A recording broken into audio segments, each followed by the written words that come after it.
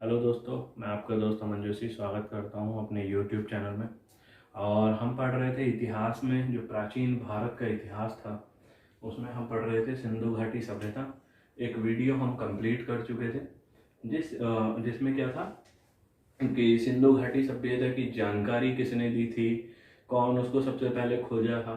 तो वो सब चीज़ हम पढ़ चुके थे। और आज की वीडियो में जो हम पढ़ेंगे वो पढ़ेंगे इसके नगर की। हड़प्पा सभ्यता या सिंधु घाटी सभ्यता में कौन कौन से नगर मिले हैं, उन नगरों से हमें क्या प्राप्त हुआ है। तो आज हम इस वीडियो में चर्चा करेंगे। ठीक है। अगर इस वीडियो को अच्छे से समझना है तो आप लोगों को पहले वो वाली वीडियो देखनी होगी, मैं डिस्क्रिप्शन में उसका लिंक डाल दूंगा। तो शुरू करते हैं वीडियो। और जो आज का पहला ही टॉपिक होगा उसका नगर का नाम है हड़प्पा। जो हड़प्पा नगर है, हड़प्पा नगर के बारे में 1826 में, सबसे पहले 1826 में बताया गया था। किसके द्वारा बताया गया था? तो चार्ल्स मेंशन के द्वारा बताया गया था। हड़प्पा के बारे में किसने बताया? सबसे पहले 1826 में चार्ल्स मेंशन ने बताया। ठीक है। उसके बाद इसकी खोज किसने करी? तो 1921 में खोज करी। किसने? दयाराम साहनी ने।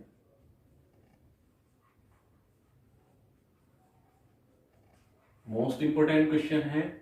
लगभग लगभग दूसरे पेपर में, आप एक पेपर को छोड़ें और दूसरा पेपर दें तो दूसरे या तीसरे एग्जाम में, अल्टरनेट एग्जाम में क्वेश्चन आ ही जाता है कि हड़प्पा सभ्यता की खोज किसने करी थी। तो 1921 में करी थी और दयाराम साहनी ने करी थी। अब ये है कहां पे? तो पाकिस्तान के मोंटगोमरी, पाकिस्तान के मोंटगोमरी में स्थित है। ये जो मोंटगोमरी जिला है, किस नदी के किनारे है हड़प्पा? तो हड़प्पा रावी नदी के किनारे है दोस्तों, ध्यान रखें। हड़प्पा किस नदी के किनारे है? तो रावी नदी के किनारे स्थित है यथा। और कहाँ है? तो पाकिस्तान के मोंटगोमरी जिले में। ठीक है। अब बात करते हैं। तो 1826 में चार्ल्स मेंशन ने सबसे पहले इसके बारे में बताया और खोज करी 1921 में दयाराम साहनी ने। उसके बाद क्या हुआ? हड़प्पा क्यों फेमस था या क्या मिला था यहाँ से, वो देखते हैं। तो हड़प्पा से स्वास्तिक चिन्ह की प्राप्ति हुई है। हड़प्पा से स्वास्तिक चिन्ह की प्राप्ति हुई है। उसके बाद R37 नामक कब्रिस्तान मिला है।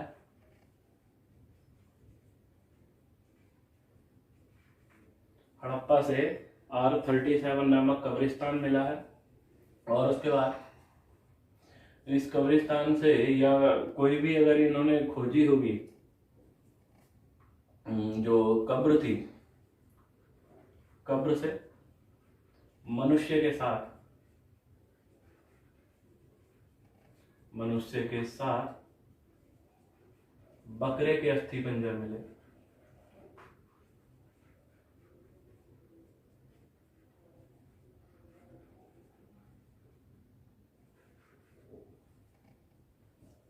तो हड़प्पा से हमें क्या क्या मिला है? स्वास्तिक चिन्ह की प्राप्ति हुई है, R37 नामक कब्रिस्तान मिला है, और क्या मिला है? कब्र से मनुष्य के साथ बकरे के अस्थि पंजर मिले हैं। नेक्स्ट जो हमारा है अगला टॉपिक, वो है मोहनजोदड़ो। मोहनजोदड़ो, मोहनजोदड़ो मूवी भी बन चुकी है। मोहनजोदड़ो किस नदी के किनारे था? तो सिंधु नदी के किनारे था मोहनजोदड़ो। कहाँ है? तो पाकिस्तान के लड़काना जिले में। लड़काना जिले में है पाकिस्तान के मोहनजोदड़ो। क्या इसकी विशेषता है? किसने खोज करी थी? तो मोहनजोदड़ो की खोज 1922 में राखल दास बनर्जी द्वारा की गई थी।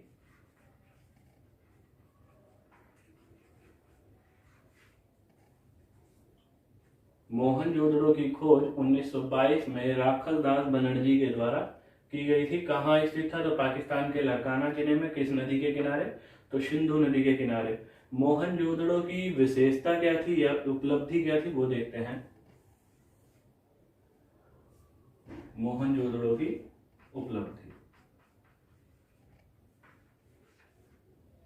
ठीक है दोस्तों, मोहनजोदड़ो से क्या प्राप्त हुआ है वो देखते हैं। महाविद्यालय भवन,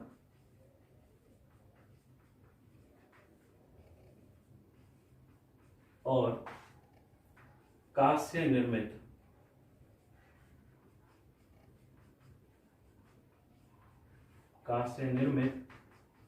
नर्तकी की मूर्ति मिली है।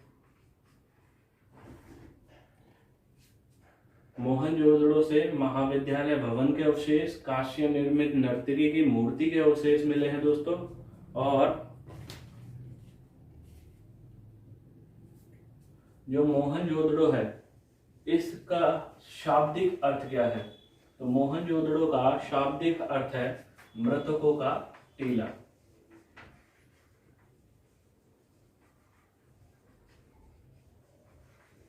मोहनजोदड़ो का शाब्दिक अर्थ क्या है? मृतकों का टीला। बहुत बार क्वेश्चन आया भी है। उपलब्धि में हम बात कर रहे थे या क्या क्या प्राप्ति हुई है यहाँ से? महाविद्यालय भवन, कांस्य निर्मित नर्तकी की मूर्तियां मिली हैं यहाँ से। और उसके बाद जो सबसे फेमस करता है मोहनजोदड़ो को, तो जितनी भी सिंधु घाटी सभ्यता थी, इस सिंधु घाटी सभ्यता में सबसे बड़ी अगर इमारत कहीं मिली थी तो वो मोहनजोदड़ो से मिली थी। और वो इस इमारत थी विशाल स्नानागार। इस विशाल स्नानागार को जॉन मार्शल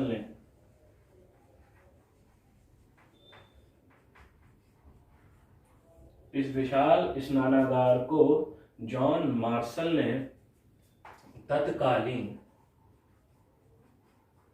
तत्कालीन विश्व की उस समय, तत्कालीन मतलब उस समय की, विश्व की आश्चर्यजनक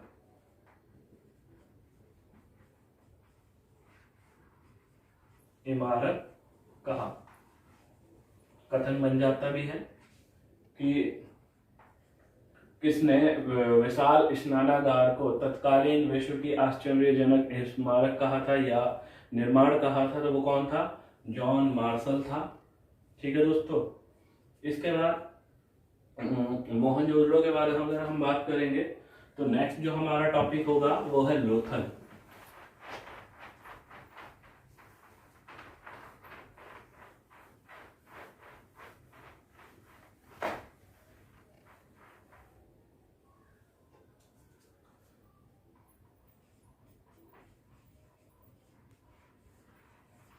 अगला नगर हमारा लोथल।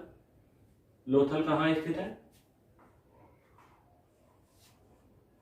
गुजरात के कच्छ जिले में।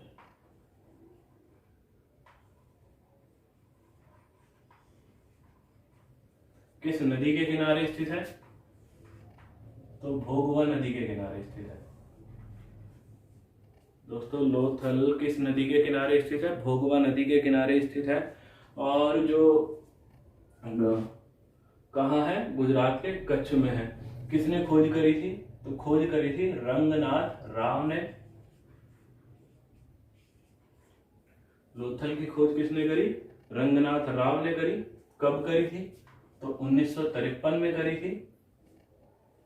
लोथल की विशेषता क्या थी या क्या यहां से प्राप्ति हुई है वो बात करते हैं। इतिहासकारों ने इसको लघु मोहनजोदड़ो,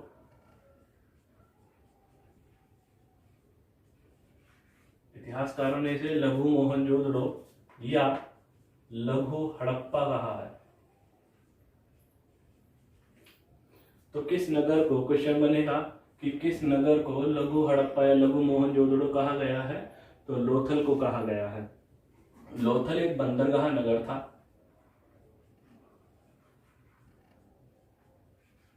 लोथल एक बंदरगाह नगर था। यहां से क्या क्या प्राप्ति हुई है, क्या मिला है? तो फारस की मोहरें। फारस किसका प्राचीन नाम है? ईरान का। तो बंदरगाह नगर था और क्या प्राप्ति हुई है? फारस की मोहरें प्राप्त हुई हैं और मनके बनाने का कारखाना।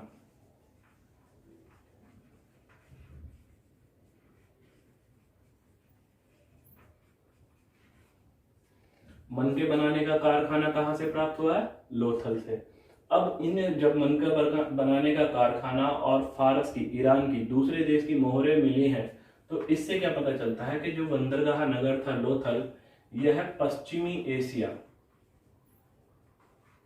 उस समय में पश्चिमी एशिया के व्यापार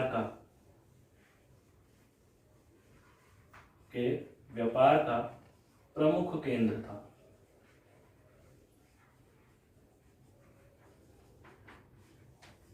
एक बार देखिए लोथल को। लोथल की खोज किसने करी? रंगनाथ राव ने करी। कब करी थी? 1953 में। किस नदी के किनारे था? तो भोगवा नदी के किनारे था। ठीक है। कहाँ स्थित है? तो गुजरात के कच्छ जिले में। इसको इतिहासकारों ने लघु मोहनजोदड़ो या लघु हड़प्पा कहा है। लोथल एक बंदरगाह नगर था, या इंग्लिश में इसको डॉकयार्ड बोलते हैं।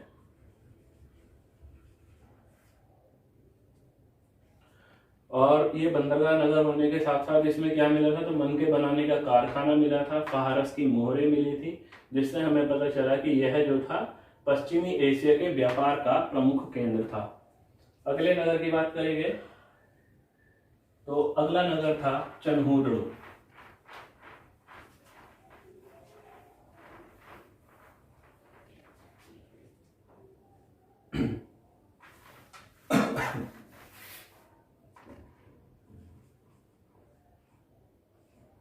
चनहुदड़ो दोस्तों, इसके चलेंगे, चर्चा करते हैं। चनहुदड़ो की खोज गोपाल मजूमदार ने की।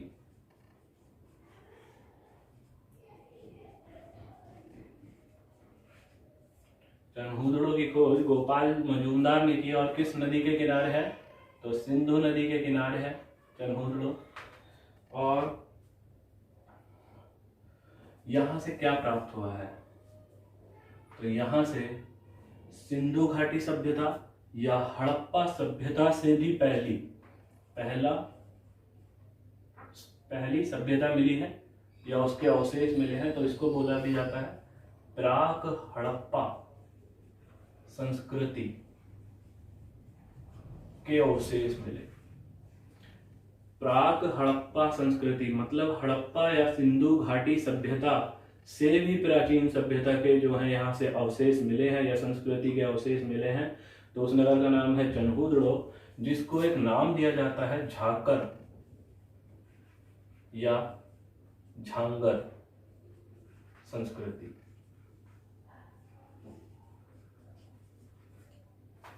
नेक्स्ट नगर है बनवाली।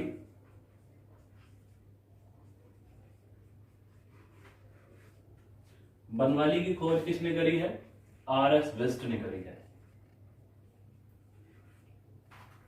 बनवाली की खोज किसने करी है? आर.एस. विस्ट ने करी है। कहाँ है बनवाली? हरियाणा के हिसार जिले में। बनवाली की खोज आर.एस. विस्ट ने करी है, और कहाँ स्थित है? तो हरियाणा के हिसार जिले में स्थित है। यहां से क्या मिला है? धावन पात्र, हाथ धोने का धावन पात्र, या जिसको हम इंग्लिश में वॉश बेसिन बोलते हैं। आज का जो हाथ धोने का पात्र होता है धावन पात्र, वो यहाँ से प्राप्त हुआ है बनवाली से। नेक्स्ट जो अगला जिला होगा, अगला नगर होगा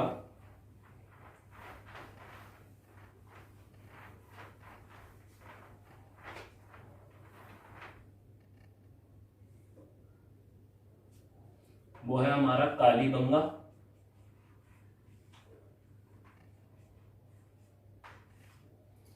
कालीबंगा।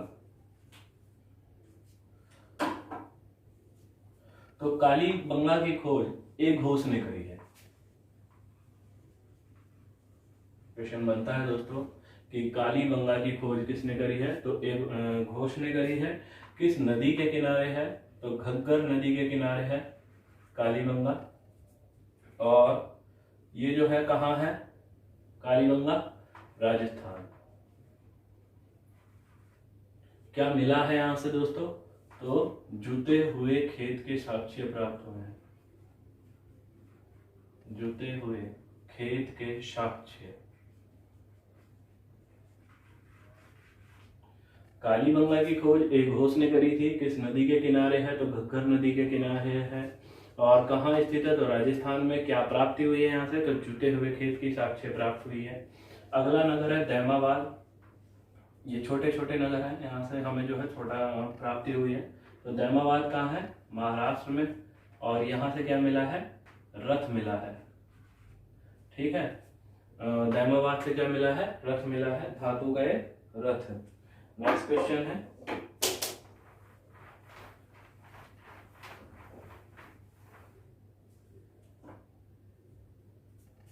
धौलावीरा।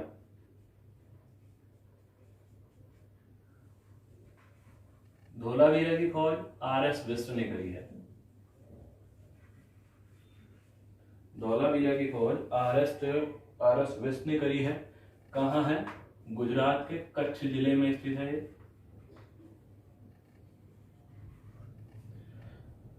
धौलावीरा सिंधु घाटी सभ्यता या हड़प्पा सभ्यता का दूसरा सबसे बड़ा नगर है। धौलावीरा सिंधु घाटी सभ्यता का या हड़प्पा सभ्यता का दूसरा सबसे बड़ा नगर है। तो यहाँ से जो है, अगर यहाँ जब दूसरे की बात करी गई तो पहले कौन होगा? तो सिंधु घाटी सभ्यता का सबसे बड़ा नगर जो था, भारत की बात कर रहा हूं मैं, तो वो था राखीगढ़ी, पहला सबसे बड़ा नगर। कौन सा था सिंधु घाटी सभ्यता का सबसे बड़ा नगर? राखीगढ़ी। नेक्स्ट था अगला शहर रोपड़। रोपड़ की खोज किसने करी है? तो यज्ञदत्त शर्मा ने करी है।